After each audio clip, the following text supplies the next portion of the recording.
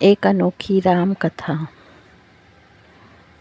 एक बार एक राजा ने गांव में राम कथा करवाई और कहा कि सभी ब्राह्मणों को राम कथा के लिए आमंत्रित किया जाए। राजा ने सबको राम कथा पढ़ने के लिए यथा स्थान बिठा दिया। एक ब्राह्मण अंगूठा छाप था, उसको पढ़ना लिखना कुछ आता नहीं था।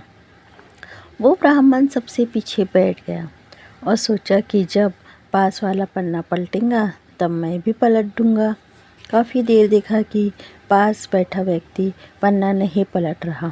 उतने में राजा श्रद्धापूर्वक सबको नमन करते, चक्कर लगाते उस सज्जन के समीप आने लगे। उसने एक ही रट लगा दी कि राजा पूछेगा तो क्या कहूँगा। अब राजा पूछेगा तो क्या कहूँगा। उस सज्जन की ये बात सुनकर पास में बैठा व्यक्ति भी रट लगाने लगा कि तेरी गति सो मेरी गति, तेरी गति सो मेरी गति। उतने में तीसरा व्यक्ति बोला, ये पोल कब तक चलेंगी, ये पोल कब तक चलेंगी। चौथा बोला, जब तक चलता है चलने दे, जब तक चलता है चलने दे। वे चारों अपने सिर नीचे किए इस तरह की रट लगाए बैठे हैं। अब राजा पूछेगा तो क्या कहूँगा, तेरी गति सो मेरी गति, ये पोल कब तक चलेंगी, जब तक चलता है चलने दे। अब राजा ने उन चारों के स्वर सुने। राजा ने पूछा कि ये सब क्या गा रहे हैं, ऐसे प्रसंग तो रामायण में हमने पहले कभी नहीं सुना।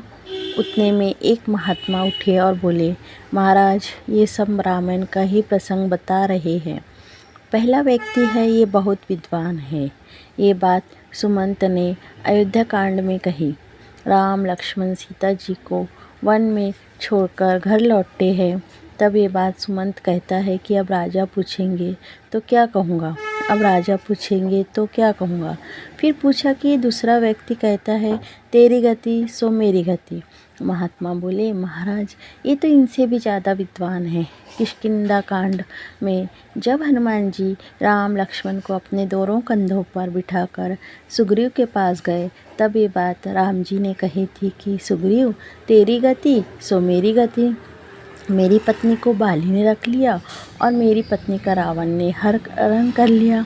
राजा ने आदर से फिर पूछा कि महात्मा जी ये तीसरा बोल रहा है कि ये पोल कब तक चलेंगी, ये बात कभी किसी संत ने नहीं कही है। महाराज ने ये तो और भी ज्ञानी है। लंका कांड में अंगद जी ने रावण की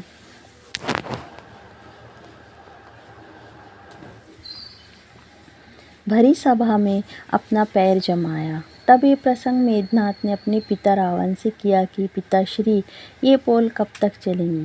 पहले ये एक वानर आया और वो हमारी लंका जलाकर चला गया, और अब ये कहता है कि मेरे पैर को कोई यहाँ से हटा दे तो भगवान श्री राम बिना युद्ध किए वापस लौट जाएंगे। फिर राजा बोले कि ये चौथा बोल रहा है। वो बोले, महाराज ये इतना बड़ा विद्वान है कि कोई इनकी बराबरी कर ही नहीं सकता। ये मंदोदरी की बात कर रहे हैं।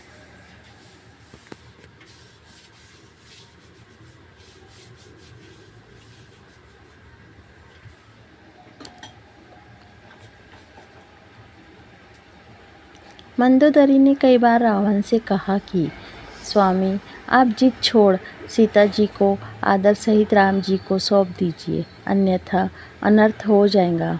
तब ये बात रावण ने मंदोदरी से कही कि जब तक चलता है चलने दे, मेरे तो दोनों हाथ में लड्डू है।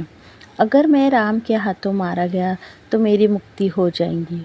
इस अधम शरीर से भजन वजन तो कुछ होता नहीं, और मैं युद्ध में जीत गया तो त्रिलोकों में भी मेरी जय जयकार हो जाएंगी। राजा इन सब बातों से चकित रह गए। बोले कि आज हमें ऐसा अद्भुत प्रसंग सुनने को मिला कि आज तक हमने नहीं सुना। राजा इतने प्रसन्न हुए कि उस महात्मा से बोले कि आप कहे वो दान देने को राजी हों। उस महात्मा ने उन अनपढ़ अंगूठा छाप ब्राह्मण को अनेकों दान दक्षिणा दिलवा दी।